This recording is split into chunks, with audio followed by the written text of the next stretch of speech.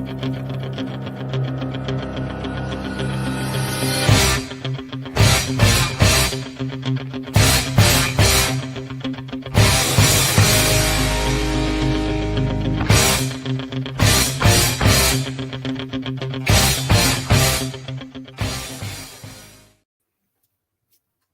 we are live. Good morning, everybody. Daniel Allison, the average dude, and you've come to the right place. You are in the right place. Can you hear me, Freddie Blank? Hola, buenos dias, señor. Oh, that's good news. That's my co-host, Freddie Blanton, who is he's starting things from the house this morning. Are we not, Fred? Yeah, my first visit today is a customer that's 5 miles from the house. 5 miles from the house, and So, that's always nice. That's always nice, isn't it? Everybody knows I'm a company man, so why would I waste the diesel fuel to go all the way to the office and turn around and drive all the way back over here? You're a smart man, Fred. You're not going to do that. Say that again. I said you're a smart man. You're a very smart man. Hey, I love to hear it, baby. Yeah, all day long. And we've got smart guests. We've got great guests that show up in the comments. There's Russ Hammond. Good morning, Russ. I saw Russ yesterday. What's that? I saw Russ yesterday. Did you? Oh, yeah. Did you spend money? I did spend some money, man. I got some fresh soles on some boots. They're clean. They're oiled. Yikes. Oh, baby. Ready for action. I love it. DJ, good morning, everybody. Good morning to you, DJ. Did you watch DJ's episode? Did you get a chance to see that? No. You didn't. You need to go back and watch DJ's episode. See, I put you on the spot because you weren't there. And so there you go. I know. I like it. I like it. Yeah. Hey, but you're going to watch this episode, and we are super excited. Hey, Regina. Good morning. Nice to see you here. Super excited. So in our journeys of connecting with people and that sort of thing, I went down to the clubhouse here in Spartanburg. Have you been there? Sports club, bar, just opened up? No. Nice place. I had never been there. Ed McMillan, shout out to Ed. Put on an event there with the one Spartanburg, the chamber. Okay. I met a guy named Ronnie who introduced me to our guest today, is my point. Met some great people, James, Ed McMillan, some others out there. So that was awesome. And your so points are always so short. You know, your points are just like right to the point. Have you ever noticed that? Oh, yeah. My points are right to the point. What was my point? I think it's about our guest that you need to bring up. Oh, yeah. Well, I was just setting the stage, the context, how I knew him, and now here he comes, Mr. Moody Black. What's happening? What's going on, everybody? What's happening? Good What's morning, up, brother? Good morning, Moody. Good morning. Buenos dias. See, I know Spanish too. See, that's it. Yeah. El Baño. That's the most important, and dinero. See, I know 5 Spanish words. That's it. Dinero is one of them. Yeah. Yeah. Well, hey, great to have you with us this morning. Great to be connected with somebody from the upstate. You're from Spartanburg, aren't you? From Spartanburg, Sparkle City, South Carolina, man. Yeah. Okay. Well, you know why it's called Sparkle City? What? Because it's the jewel of the upstate. Oh, okay. You know, it actually historically used to be called the Pearl of the Piedmont. Ooh, pump that. Yeah, I'm a history buff. I love history, so yeah. Absolutely. Well, you've got so I've been watching some of your videos. You've got a TEDx talk out there. You've got a lot of videos, and I went through those, and you've got a unique thing. Like there's a lot of content out there, but what Moody does is completely different. Tell folks the mixture of everything that you've got in your messages. So I'm a hip hop artist, a spoken word poet, a visual artist, motivational speaker, a storyteller. But don't ask me to sing. You ask me to sing, I'll run you out the room. I'm trying to tell you. But a lot of positivity, man. I want to uplift people and just really motivate them to be the better version of themselves. I mean, you had to be the perfect version, but just always have room for improvement. And that's what I strive to get people to do. And I have them to learn how to tell their story. Because we all have a story. you know. So my job is to help them really learn the ins and outs, how to express themselves with that. That is what we want to do on the show. That's why we started. That's why I'm here. That's why I'm here. Yeah. Yeah, and now you speak with a lot of different types of groups too. I noticed you were with some kids, and what's the difference between speaking to a TEDx group and the kids I saw you speaking with? I think it was this week. I could be a whole lot more sillier with the kids. Yeah, a little bit more fun. But I'm myself, no matter what space you put me in. Just with the kids is more academic, but I mix fun into it. And the same way, I'm just trying to teach them how to be a better version of themselves and to learn how to write poems and to express themselves and stuff like that. I love it. I love it. That's fantastic. Well, I hope you've got a quote of the day, because that's the next thing we're going to hear right here.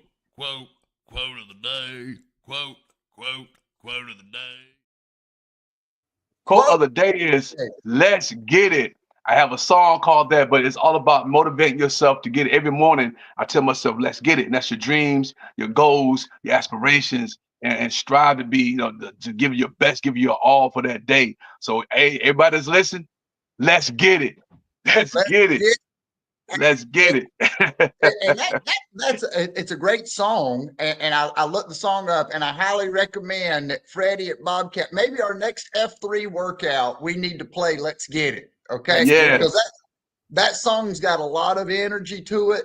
And I played it, and I'm like, wait a minute, this is my kind of deal right here. So I started moving my head. It does. It's got energy. It's on my workout playlist too. So yeah, definitely add it to your workout playlist. It's high energy, but it's just giving, just paying homage to the everyday person, man. So hey, let's get up, let's get it, let's make it happen. So how do you do that, Moody? When you wake up in the morning, say you've got something like this, you've got other things going on, and we've all got life. We've got life to. So how do you personally deal with that and try to get ready for the day?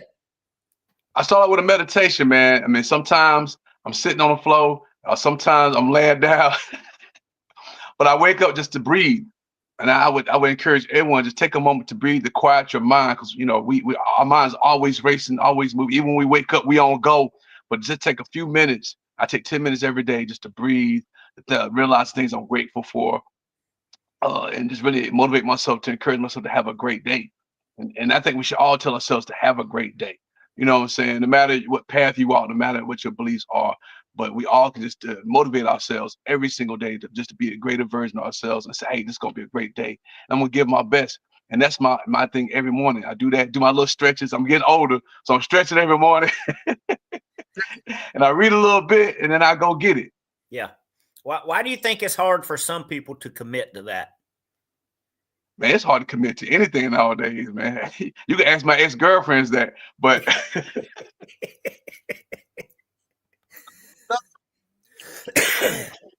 it's about what you want in life, man. And you want to, if you want to like get a better body, you guys motivate yourself. I'm gonna keep doing it because I want to feel better about myself. You got to think about the end game, think about the end result, what you want. So for me, I want to be the better version of myself as far as my artistic expression. So I have to get up early. I have to make sure to get my son off to school. I'm practicing some poems, or I have a one-man stage play I'm going to present. So I'm working my lines in. I paint. I got some paintings people ordering from me. I got a book I got to promote. Boom. So yeah, I'm always on the move, always on the go. So I have to stay disciplined for that to happen. Yeah, I got to get it. We getting it. Hey, and so the song is an extension of you, but I love it. It basically says, let's take action. Let's not think about it. Let's not drown in this, not drown in the worry, drown in the past. It's go time. It's time. Let's just do it and see what happens, right? Get it. Exactly.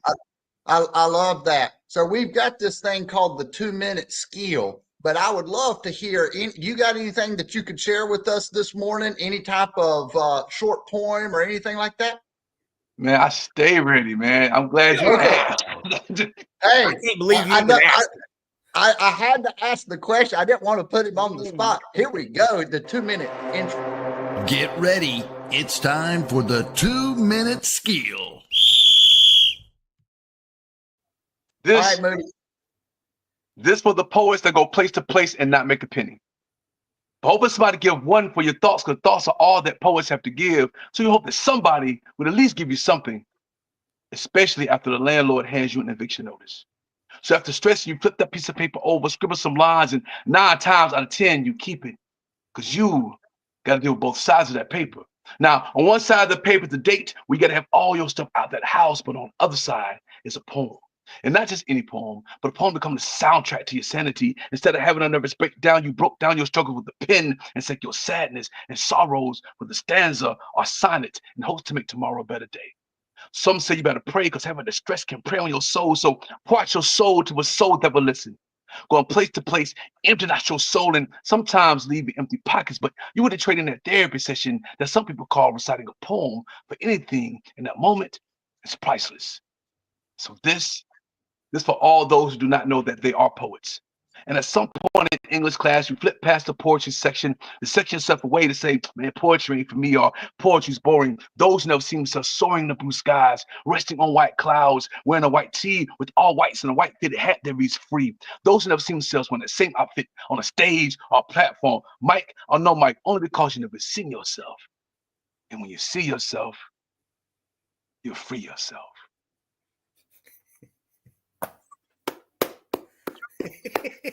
Wait a minute, that last line. When you see yourself, you free yourself. Yes. When you see yourself, how often do I talk about self-awareness on this? That's a big deal. When you every see day. yourself. Yeah, when you see yourself or you see yourself. There you go, being aware. That's right. Oh, I love it. I love it. That's right. Something jumped out to me and I wrote it down, and it was soundtrack to sanity. Your sanity, that's right. And I think life becomes soundtrack to sanity. Yeah. You have to slow down long enough to realize what's going on around you, self-aware, and then what is your personal soundtrack to flow to that portion of your life. Yes.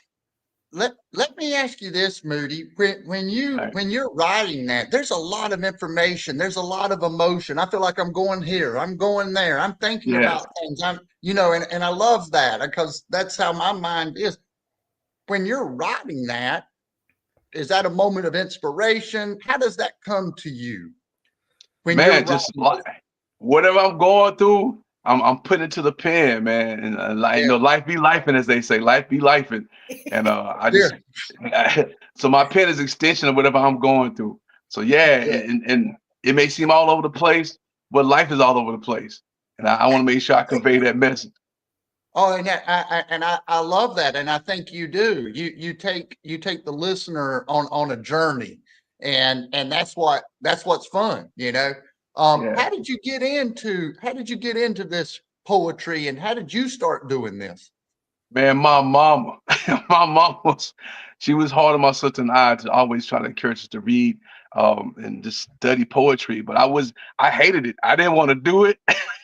I just want to draw all the time. But I came across this book my mama had on her bookshelf called This Time Called Life by a poet named Walter Render. He's out in Portland, Oregon. But it was just a real cool book. The pictures, of course, the first thing I'm looking for is the pictures. So it's like these cool photographs of young people playing outside, beaches and seagulls and nature and waterfalls. And so it drew me in. And the poems about being young and free. Of course, I'm young. I want to be free. Got tired of grown folks telling me what to do.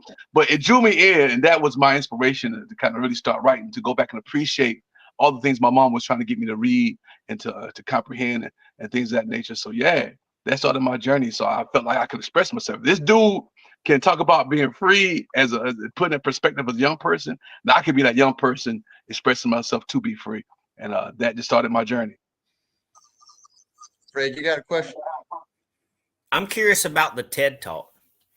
All right. How did that come about? Man, I'm trying to give the short version. When Greenville first had it around 2011, there's a lot of poets in upstate. We had several teams of poets that compete nationally and regionally. Well, we had 2 teams representing upstate. Now, I was asked because this guy I knew I did poetry. And he felt like it'd be a good platform to express myself. So I brought in like all my team to do like poetry pieces and stuff. But then later on, as time progresses around 2017, I was intentional this time. So you know what? I'm going to apply to do a TED talk just for myself, whatever. And as soon as I did it, I got a phone call. They were actually looking for me to come perform and present. So it was really funny. I mean, like immediately once they saw my application, like, dude, we're trying to reach you, you know. Yeah. So they thought I'd be a good addition to tell my story, my journey with poetry, and to actually perform a poem as well. Where are we going from here, Moody? What's in your vision board? Where are we getting it to? So I actually got a vision board above you. So my ultimate goal is to really sell my courses, like, because schools bring me as a teaching artist, and y'all, I'm a teaching artist for hire. They bring me in. I do residency programs. I spend a week with kids to teach them how to write poems, to make it fun. But I want to package that to sell across the world, to help teachers do the same thing what I do, to make it fun, to make it engaging, and create. I have a very unique and creative way of doing so to teach kids that, and I want to package that and it's send it across the world so people all have a piece of Moody, but also be encouraged to tell their story. And maybe one day as I get real great in the face, I'll be a professor somewhere. You know? You know what's great about this show? Knowing that you're local, knowing your skills. I've got some people I'm going to connect you with as well. And we're going to keep the connection going. I've got some folks that I think you're going to get along with really well. And it's been awesome meeting you this morning. Thank you for joining First Sip. Thank you, gentlemen. Thank y'all so much. Sir. I appreciate y'all. Absolutely. Have a great day. And I'm going to give it to my co-host for a final thought this morning. Hey, don't be surprised when life starts lifing. Woo! I love it. Hey, let's roll, folks. Have a great day.